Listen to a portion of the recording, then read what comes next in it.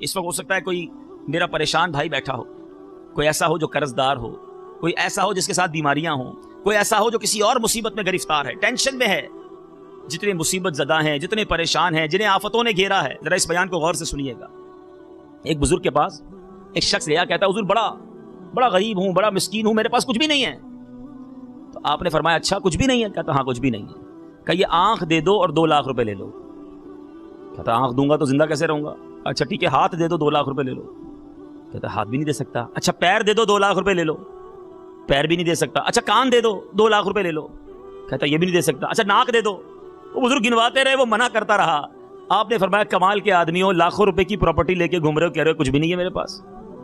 پوچھو ان سے جن کے پاس آنکھیں نہیں ہیں۔ اے میرے میٹھے اسلامی بھائیو، اس آنکھ کی قدر ہے نا، کبھی کسی اندھے سے جا کے پوچھنا، بلکہ تھوڑا سا ٹیسٹ کرتے ہیں۔ جتنے یہاں موجود اسلامی بھائی آنکھیں بند کریں، جتنے اسلامی بھائی، میں نے بھی بند کر لی، آپ بھی بند کر لیں، درود پاک پڑھیں، آنکھیں بند کر کے درود پاک پڑھیں۔ الصلاۃ والسلام علیک یا رسول اللہ وعلی آلک واصحابک یا حبیب اللہ۔ اب آنکھیں کھول دیجئے۔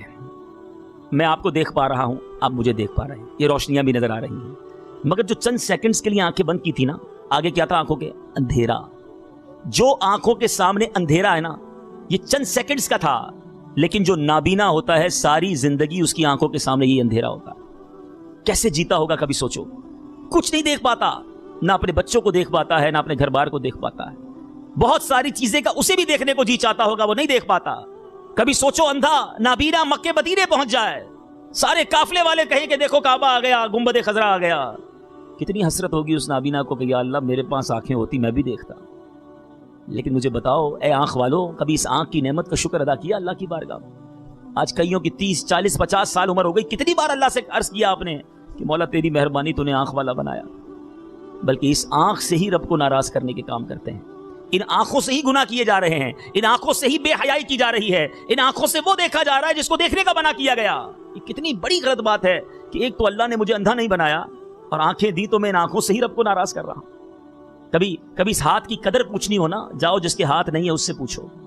بلکہ ہاتھ تو بہت دور کی بات ہے، یہ انگوٹھا ہے نا آپ کا، اس انگوٹھے کو کسی دن بند کر دیں، پٹی وغیرہ باندھ دیں، 2-3 گھنٹے گزارنے کی کوشش کریں، پورے دن کی بات بھی نہیں کر رہا، آپ کچھ بھی نہیں کر سکیں گے۔ آپ کو ویلیو پتا چلے گی کہ یہ انگوٹھا کتنا قیمتی ہے۔ ہاتھ تو دور کی بات ہے، آپ کسی چیز کو پکڑ ہی نہیں سکیں گے، گرپ ہی نہیں لے سکتے جب تک آپ کے پاس انگوٹھا نہ ہو۔ اللہ نے یہ ہاتھ دیے بن مانگے، اس لیے نہیں دیے کہ ان ہاتھوں سے ظلم کیا جائے، اس لیے نہیں دیے کہ ان ہاتھوں سے مسلمانوں کو ستایا جائے۔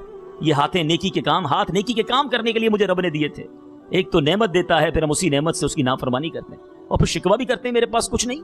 کسی لنگڑے سے ملاقات کر کے پوچھو کہ تم زندگی کیسے گزارتے ہو، جہاں دل چاہتا ہے ادھر چل کے ہم چلے جاتے ہیں، وہ بیچارہ انتظار کرتا رہتا ہے کہ کوئی میری ویل چیئر چلا دے، کوئی مجھ بیساکھی والے کو ہاتھ پکڑ کر روڈ پار کرا دے۔ اللہ نے کتنی بڑی نعمت ہمیں یہ پیر دی ہے، کتنا شکر ادا کیا اللہ کا۔ اے زبان والو، اس زبان کی قدر کسی گونگے سے پوچھو، بیچارہ اشارے کرتا رہتا ہے کہ میری کوئی بات سمجھ لے، مگر نہیں سمجھ پاتے۔ لوگ مذاق اڑاتے ہیں اس کی، عجیب عجیب آوازیں نکلتی ہیں اس کے منہ سے، کیوں کہ جب وہ بولتا ہے تو اس کو دوسرے کو سمجھا نہیں پاتا۔ مگر ہم ذرا غور کریں کہ زبان سے کیا کر رہے ہیں۔ اول تو اس زبان کا شکر ادا کرنا چاہیے تھا، اور پھر اس زبان کو گناہ سے بچانا چاہیے تھا۔ اللہ کے ذکر، نبی علیہ الصلوۃ والسلام کے ذکر میں اس زبان کو خرچ کرنا چاہیے تھا۔ مگر آج میرے بیچ اسلامی بھائیوں، ہم اپنی زبان کو گناہوں سے پر کر رہے ہیں۔ یہ دل، یہ زبان، یہ آنکھیں گناہ کرنے کے لیے مولا نے نہیں دی۔ اللہ تبارک و تعالیٰ فرماتا ہے، حدیث قدسی ہے، میرے آقا فرماتے ہیں کہ رب عز و جل فرماتا ہے، جب میں اپنے کسی بندے کے بدن یا اس کے مال یا اس کی اولاد کی طرف کوئی سختی بھیجوں، کوئی نارملی پرابلم تو یہ آتی ہے نا، اولاد میں آ جاتی ہے، مال میں آ جاتی ہے، بدن میں آ جاتی ہے، بیمار ہو جاتا ہے انسان، نقصان ہو جاتا ہے، یا اولاد میں کوئی پرابلم ہو جاتی ہے۔ جب میں اپنے کسی بندے کے بدن، مال یا اولاد میں سختی بھیجوں، پھر وہ صبر جمیل کے ساتھ اس کا استقبال کرے۔ صبر صرف صبر نہیں، صبر جمیل کے ساتھ۔ اب یہ جملہ بھی بڑا مشہور ہے، بہت کہتے ہیں ہم جناب اللہ آپ کو صبر جمیل عطا فرمائے۔ پوچھو بھائی صبر جمیل کہتے ہیں کس کو ہیں؟ تو یہ کسی جمیل بھائی کا صبر نہیں ہے، ٹھیک ہے؟ صبر جمیل کی آج تعریف بھی سمجھ لیں۔ صبر جمیل کیا ہے؟ سبحان اللہ، علماء کہتے ہیں صبر جمیل یہ ہے کہ 2 بندے ساتھ بیٹھے ہوں، ایک تکلیف میں ہے، ایک بغیر تکلیف میں، بغیر پرابلم میں ہے، دونوں میں سے بندہ پہچان نہ سکے کس کو تکلیف ہے، یعنی جس کو پرابلم ہے نا اس کا چہرہ بھی نہ بتائے، زبان سے تو دور کی بات ہے۔ جب میرا رب مسبب الاسباب ہے، وہ پریشانیاں دور کرنے والا، میں اسی سے عرض کروں گا مولا جو میرے حق میں بہتر ہوگا وہی فرمائے گا، مگر ہمیں صبر نہیں آتا۔ اب یہ حدیث دوبارہ سنیں کہ اگر بندے کے مال، جان، اولاد پر کوئی مصیبت آئے اور اللہ فرماتا ہے وہ صبر جمیل کے ساتھ اس کا استقبال کرے، تو ملے گا کیا؟ اللہ فرماتا ہے تو پھر قیامت کے دن مجھے اس سے حیا آئے گی کہ میں اس کے لیے میزان قائم کروں اور اس کا نامہ اعمال کھولوں۔ ارے آپ سوچو, ہمارا نامہ اعمال نہ کھلے, ہمارے لیے میزان قائم نہ ہو, اس سے بڑی نعمت کون سی ہے؟ بلا حساب اگر جنت میں داخلہ مل رہا ہے تو پھر اور کیا چاہیے؟ تو تھوڑی مصیبتیں, تھوڑی پریشانیاں, یہ صبر کرنے کی عادت ڈالو. ایک بار حضرت رابعہ بصریہ رضی اللہ تعالیٰ عنہ, بات بڑی باریک ہے لیکن جو سمجھدار ہیں وہ اس بات کو پک کر لیں گے. آپ نے ایک شخص کو ماتھے پر پٹی باندھے ہوئے دیکھا, سر پر اس نے پٹی باندھی ہوئی ہے. تو حضرت رابعہ بصریہ کہتی ہیں کہ ماتھے پر پٹی کیوں باندھی ہے؟ تو وہ شخص کہتا ہے میرے سر میں درد ہے اس لیے باندھی ہے. نارملی ہم بھی باندھتے ہیں, مگر جو جس کو کہتے ہیں صوفی ہوتے ہیں, جو اللہ والے ہوتے ہیں, ان کی باتیں بھی اللہ والی ہوتی ہیں. آپ فرماتی ہیں کہ صحت کی پٹی کبھی باندھی تھی؟ آج تمہارے سر میں تکلیف ہے تو تم نے سر پر پٹی باندھی ہے. اتنا عرصہ اللہ نے صحت مند رکھا, صحت کی پٹی کبھی باندھی؟ اب بات سمجھ رہے کہ پٹی باندھ کر تم دنیا کو بتا رہے ہو اللہ نے بیمار کر دیا. اللہ کریم نے زندگی کے اتنے سال تمہیں صحت مند رکھا, اس کا شکر کب ادا کیا؟ اس کے بارے میں لوگوں کو کب بتایا؟ تو اے میرے میٹھے اسلامی بھائیوں, تکلیف ہمیشہ تھوڑے دنوں کی ہوتی ہے, راحت بہت زیادہ ہوتی ہے. ہم راحت کی چھاؤں کو بھول کر تکلیف کی دھوپ کا تذکرہ لوگوں سے کرتے چلے جاتے ہیں. ایسا نہ کیا کریں, یہ روایتوں کا مفہوم ہے. پیارے آقا علیہ الصلوۃ والسلام فرماتے ہیں کہ جب بندہ اپنے کسی عمل کے ذریعے اس مرتبے تک نہیں پہنچ سکتا جہاں تک اللہ اسے پہنچانا چاہتا ہے, یعنی اللہ کی بارگاہ میں اس کا ایک مرتبہ, ایک مقام لکھا ہوتا ہے, وہ نہیں پہنچ پاتا, تو اللہ تبارک و تعالیٰ اس کے اوپر کچھ مصیبتیں بھیجتا ہے. وہ صبر کرتا ہے تو اس مرتبے تک پہنچ جاتا ہے. اب اس کا مطلب یہ ہوا کہ مصیبت, تکلیف میرے مرتبے کو بلند کروانے آئی تھی, مگر ناشکری کر کے, شکوے کر کے, شکایتیں کر کے, لوگوں کو بتا کر ہم نے اپنا وہ سارا صبر کا ثواب ضائع کر دیا.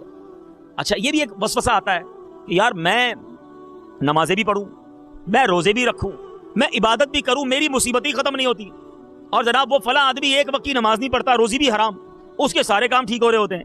یہ بھی بڑا وسوسہ لوگوں کو آتا ہے. چلے آج اس کی بھی کاٹ ہو جائے گی. سرکار دو عالم صلی اللہ تعالی علیہ وسلم کا فرمان ہے جس کا خلاصہ ہے کہ جب پیارے آقا سے پوچھا, پیارے آقا علیہ السلام نے فرمایا کہ تم بتاؤ سب سے زیادہ تکلیفیں کس کو دی گئی؟ صحابہ کرام نے کہا آپ ہی بتائیے. فرمایا انبیاء کو سب سے زیادہ, اس کے بعد جو دین میں ان سے قریب ہے, پھر اس کے بعد جو دین میں قریب ہے. آقا نے فرمایا جو دین میں جتنا آگے ہوتا ہے, زیادہ دیندار ہوتا ہے, اس سے زیادہ پرابلمز, اس سے زیادہ تکالیف آتی ہے. اور یہ ہوگا آپ کے ساتھ. ہمارے بزرگان دین تو آزمائش کا استقبال کرتے تھے. حضرت فتح موصلی رحمۃ اللہ تعالی کی جو زوجہ محترمہ ہیں, ایک بار ان کا ناخن ٹوٹ گیا. کبھی کسی کا ناخن ٹوٹے پوچھو جان نکل جاتی ہے, بڑی تکلیف ہوتی ہے. آپ مسکرانے لگی, کسی نے کہا ناخن ٹوٹ گیا آپ مسکرا رہی ہیں, تکلیف نہیں ہو رہی؟ فرمایا تکلیف تو بہت ہو رہی ہے, لیکن اس تکلیف پر جو میں نے صبر کرنا ہے, اس صبر پر جو ثواب ملنا ہے, اس کا سوچ کر مجھے مسکراہٹ آ گئی میرے چہرے پر. یہ اسلاف ہے ہمارے, جن کا یہ مائنڈ سیٹ ہوتا تھا. ہم سمجھتے ہیں اللہ ناراض ہے, ہم سمجھتے ہیں جناب پتہ نہیں میرا ہی گھر مل گیا, معاذ اللہ. ایسی باتیں منہ سے نکال دیتے ہیں کہ جس سے انسان اسلام سے خارج ہو جاتا ہے. میرے میٹھے اسلامی بھائیوں, یہ آزمائشیں امتحان ہے ہمارا, ہمیں ان آزمائشوں پر صبر کرنا ہے. یہ دنیا قید خانہ ہے مومن کے لیے, آخرت جنت ہے. تو خدا را کوئی کسی مصیبت میں کیوں نہ ہو, صبر کرے, انشاءاللہ دنیا میں بھی اس کو خیر ملنی ہے, آخرت میں بھی خیر ملنی ہے. کسی نے برا بھلا کہا, آپ کو برا بھلا کہنے لگا.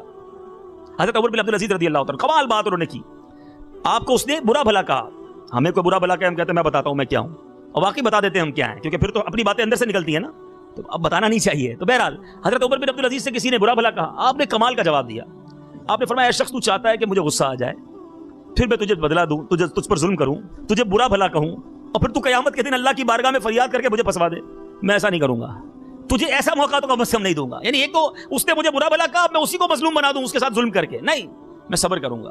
تو ہمارے اندر بھی یہ کانسیپٹ ہونا چاہیے کہ ہم کسی بھی موقع پر صبر کا دامن نہ چھوڑیں, اللہ کی رضا پر راضی رہنے والے بن جائیں. کیا خوبصورت پنجابی شاعر لکھتے ہیں نا شعر, جے سونا میرے دکھ وچ راضی, جے سونا میرے دکھ وچ راضی, میں سخنو چلے پاواں. جب اللہ میرے دکھ میں راضی ہے نا, تو وہ قریب ہے, اسے پتا ہے میرے لیے کیا ضروری ہے. اچھا سم ٹائم کیا ہوتا ہے کہ ہم سمجھ رہے ہوتے ہیں یار پتہ نہیں میری دعا قبول کیوں نہیں ہو رہی, پتہ نہیں مجھے یہ چیز مل کیوں نہیں رہی, اتنی دعائیں کروائیں, اتنے بزرگوں سے دعا کروائیں, داتا صاحب پہ بھی گیا وہاں دعا کی, اور جناب فلاں بزرگ سے بھی دعا کروائی, میرا مسئلہ ہی حل نہیں ہوتا ہے. یہ کبھی کبھی خیال آتا ہوگا. آؤ میں آج اس وسوسے کی بھی کاٹ کر دوں. نبی پاک علیہ السلام فرماتے ہیں, حدیث کا مضمون ہے کہ جب کوئی فاسق فاجر شخص دعا کرتا ہے نا, اللہ تبارک و تعالیٰ فرشتوں سے کہتا ہے اس کا کام جلدی کر دو, اس کی آواز مجھے پسند نہیں ہے. بندہ یہ بھی سوچتا ہے یار اتنا گناہگار, اس کی دعائیں قبول ہو جاتی ہیں, میں نمازیں پڑھتا ہوں, میرے بات ہی نہیں سنی جا رہی, میرا مسئلہ حل نہیں ہو رہا. تو دو ایگزامپل دوں گا, دو روایتیں, آپ کے ذہن میں بہت سارے کلاؤڈ کلیئر ہو جائیں گے, بہت ساری اللہ نے چاہا وسوسے دور ہو جائیں گے. روایتوں میں آتا ہے جب کوئی فاسق فاجر دعا مانگتا ہے اللہ فرشتوں سے فرماتا ہے اس کا کام جلدی کر دو، مجھے اس کی آواز پسند نہیں. اور جب کوئی اللہ کا نیک بندہ بارگاہ الہی میں دعا کرتا ہے نا، اللہ جبریل سے فرماتا ہے جبریل اس کا کام مت کرنا، اس کو اور مانگنے دو، اس کا مانگنا مجھے بڑا پسند آ رہا ہے، اس کا گڑگڑانا مجھے بڑا پسند آ رہا ہے. میں آپ سے پوچھتا ہوں، اللہ تعالیٰ ایک بار جبریل سے فرما دے کہ میرے بندے کو مانگنے دو، اس کی آواز مجھے بڑی پسند ہے، یہ تمام دعائیں قبول ہوں، اس سے زیادہ اچھا نہیں کہ رب کو میرا مانگنا پسند آ جائے. ہم صبر تو کریں نا، ہم اللہ پر بھروسہ تو کریں، اگر وہ تاخیر ہو رہی ہے یہ میری بھلے میں ہو رہی ہے. اور ایک دوسری بات میرے میٹھے اسلامی بھائیوں، جو دنیاوی ایگزامپل کے ذریعے سمجھاتا ہوں، کہ اگر آپ کا کوئی چھوٹا بیٹا چھوٹا بھائی ہو، اس کو گلا اس کا خراب ہو، بخار ہو، وہ کہے مجھے آئس کریم کھانی ہے، ٹھنڈا شربت پینا ہے، آپ پلائیں گے اس کو؟ آپ نہیں پلائیں گے. اچھا وہ رو رہا ہے آپ کے ساتھ، نہیں میں نے پینا ہے، نہیں میں نے کھانا ہے، آپ اس کو نہیں کھلائیں گے، نہیں آئس کریم کھلائیں گے، نہیں شربت پلائیں گے. اچھا تیسرا آدمی دیکھ رہا ہے، وہ کہ یار آپ کیسے ظالم ہیں، آپ کا بیٹا رو رہا ہے، آپ اسے ٹھنڈا پانی نہیں دے رہے، آئس کریم نہیں دے رہے، تو آپ کیا جواب دیں گے؟ میں باپ ہوں، مجھے پتا ہے کب اس کو کیا دینا ہے. یہی کہیں گے نا، اس کو رونے دو، یہ بھلے رو رہا ہے، اس کو ضد کرنے دو، یہ بھلے ضد کر رہا ہے، مجھے پتا ہے کب اس کو کیا دینا ہے. میری بات ذرا غور سے سنیے گا، سارے پرابلم اللہ نے چاہا اگر اس کو یاد کر لو گے ٹھیک ہو جائیں گے. ہیں مجھے پتا ہے اس کو کب کیا دینا ہے. مجھے بتائیے جب آپ کو والد ہو کر پتا ہے بچے کو کب کیا دینا ہے، رب کو نہیں پتا کب مجھے کیا دینا ہے؟ میرے خالق کو نہیں پتا میرے لیے کب کیا بہتر ہے؟ میں رو رہا ہوں یا اللہ دے دے، یا اللہ بیٹا دے دے، یا اللہ مال میں برکت دے دے، یا اللہ نوکری مل جائے، یا اللہ فلاں کام ہو جائے، نہیں ہو رہا. کیوں یقین نہیں کرتے کہ اللہ میرے لیے بہتر فیصلہ کرنے والا ہے، وہ مجھے ماں سے زیادہ چاہنے والا ہے. ارے بیٹے کے تمنائی جو بیٹے کے لیے رو رہے ہیں، انہیں دیکھو کہ جن کے بیٹوں نے باپ کو مار کر گھر سے باہر نکال دیا. کیا پتا تمہارے نصیب میں ایسا بیٹا تھا اس لیے اللہ نے بیٹا ہی نہیں دیا. اللہ بہتر جانتا ہے. اللہ کے فیصلوں پر یقین کرنا سیکھ لو، صبر کرنا آسان ہو جائے گا، دل کو قرار مل جائے گا. اے میرے میٹھے اسلامی بھائیوں، آج کے اس مختصر سے بیان میں جو میسج کنوے کرنا ہے، جو میسج آپ سب کو دینا ہے، جو پیغام دینا ہے کہ اپنے آپ کو صبر کا عادی بنائیں، اللہ کے فیصلوں پر صابر رہنے والا بنائیں، تو انشاءاللہ دنیا میں بھی خیر آپ کا مقدر بنے گی، لائف گزارنا آسان ہو جائے گا. اچھا بے صبری کی ایک وجہ پتہ ہے اور کیا ہوتی ہے؟ ہم نارملی نعمتوں میں جو ہے نا اپنے سے اوپر والوں کو دیکھ رہے ہوتے ہیں. او ہو فلاں کی کوٹھی دیکھو، میرا تو چھوٹا سا گھر ہے، فلاں کے پاس اتنی گاڑیاں، میں روز اسکوٹر پہ جاتا ہوں، اے جناب اتنا پیسہ اس کے پاس، میں تو نوکری کرتا ہوں، ساری زندگی نوکری کروں گا پھر بھی اس کے برابر نہیں پہنچ سکوں گا. انسان بے صبرا ہو جاتا ہے، ٹینشن میں ہی رہتا ہے. یہی ہماری غلطی ہے. علماء بڑا پیارا اس کا حل دیتے ہیں، فرماتے ہیں نیکیوں میں اپنے سے اوپر والے کو دیکھو، نعمتوں میں اپنے سے نیچے والے کو دیکھو، زندگی آسان ہو جائے گی. ایک بزرگ جو تھے وہ روڈ پہ جا رہے تھے، پیر میں چپل نہیں تھے، اللہ کی بارگاہ میں عرض کی یا اللہ کمال ہو گیا، میرے پاس چپل ہی نہیں ہے، ننگے پیر جا رہا ہوں. تھوڑی دیر ہوئی تو برابر سے ایک شخص نکلا، اس کے پیر ہی نہیں تھے. اللہ سے عرض کی مولا تیری مہربانی پیر تو دیے ہیں. تو آپ میں جو جس طرح بھی زندگی گزار رہا ہے نا، یہ میں چیلنج کر رہا ہوں جتنے اس ہال میں موجود ہیں، یا بلکہ بعد میں جو چینل پر مجھے دیکھیں، سب کو ایک چیلنج دیتا ہوں کہ آپ جیسی زندگی گزار رہے ہیں، ایسی زندگی گزارنے کا خواب اب بھی کروڑوں لوگ دیکھ رہے ہیں. اب آپ کہیں گے ایسا کیسے ہو سکتا ہے، میں تو بڑا غریب، میرے جیسی زندگی کون گزارنے کی خواب دیکھ رہا ہے؟ حضرت آپ چل کر اجتماع میں آئے ہیں، کئیوں کے پیر ہی نہیں ہیں. ابھی آپ یہاں بیٹھے ہیں، کئی ہاسپٹل کے بستروں پر بیٹھے ہوئے ہیں، ابھی ٹھنڈی رات میں گھر جا کر کوئی تکیہ کوئی بستر آپ کا اور میرا انتظار کر رہا ہے. مگر آج رات بھی دنیا کے کئی لوگ فٹ پاتھ پر سوئیں گے. کئی ایسے ہیں جو نالیوں کے ذریعے جنہیں خوراک دی جا رہی ہے، اپنا استنجا خود نہیں کر پا رہے، پائپ کے ذریعے ان سے کروایا جا رہا ہے. اس سب سے ہم اچھی زندگی گزار رہے ہیں، پھر بھی شکر نہیں ہے، پھر بھی اللہ کی بارگاہ سے اطمینان نہیں ہے. خدا را یہ سمجھو، نعمتوں میں اپنے سے نیچے والوں کو دیکھیں. اگر کوئی چھوٹے گھر میں رہتا ہے وہ جھونپڑی والے کو دیکھے، جھونپڑی والا فٹ پاتھ والوں کو دیکھے، فٹ پاتھ والا پھر بھی اللہ کا شکر ادا کرے، مولا آزاد تو ہوں، لوگ تو جیلوں میں گرفتار ہیں.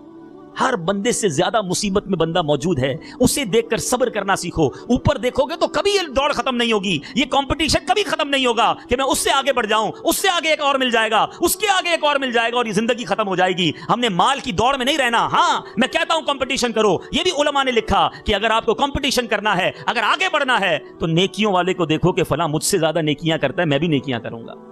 تمہیں دکاندار اور فیکٹری والے کی ریس ہوتی ہے، کبھی 5 وقت با جماعت نماز پڑھنے والے کی ریس نہیں ہوتی کہ وہ ماشاءاللہ روزانہ 5 وقت فجر بھی با جماعت پڑھتا ہے اور میں جناب نمازیں چھوڑ دیتا ہوں. نہیں، اب میں بھی 5 وقت پڑھوں گا. جو 5 وقت نماز پڑھنے والا ہے وہ تہجد گزار کو دیکھے، کتنا نیک آدمی ہے، روز تہجد پڑھتا ہے، اب انشاءاللہ میں بھی تہجد پڑھوں گا. تہجد پڑھنے والا روز قرآن پڑھنے والے کو دیکھے کہ ماشاءاللہ روز ایک پارہ تلاوت کرتا ہے، اب میں بھی انشاءاللہ روز تلاوت کروں گا. اچھا جناب تلاوت بھی ہو گئی، ایسے بندے کو دیکھے جو روزانہ 1200 بار درود پاک پڑھتا ہے، ارے میں بھی 1200 بار درود پاک پڑھوں. کرو نا کمپٹیشن.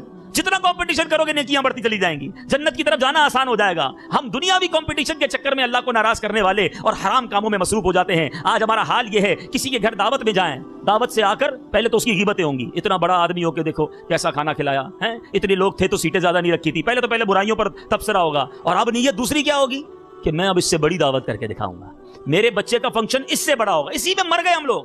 اللہ کے بندو، اس کمپٹیشن کو چھوڑو، اگر کرنی ہے کمپٹیشن کرنا ہے، مقابلہ کرنا ہے۔ یہ صحابہ میں بھی مقابلہ تھا نا، یاد نہیں غزوہ تبوک کے موقع پر حضرت عمر کہتے تھوڑے پیسے زیادہ تھے، اللہ اللہ سوچ دیکھو، کہتے میرے پاس تھوڑا مال زیادہ تھا، میں نے سوچا ہر بار حضرت ابوبکر آگے بڑھ جاتے ہیں، آج مال لے کر دربار رسالت میں جاتا ہوں تاکہ سیدنا ابوبکر سے زیادہ آگے بڑھ جاؤں۔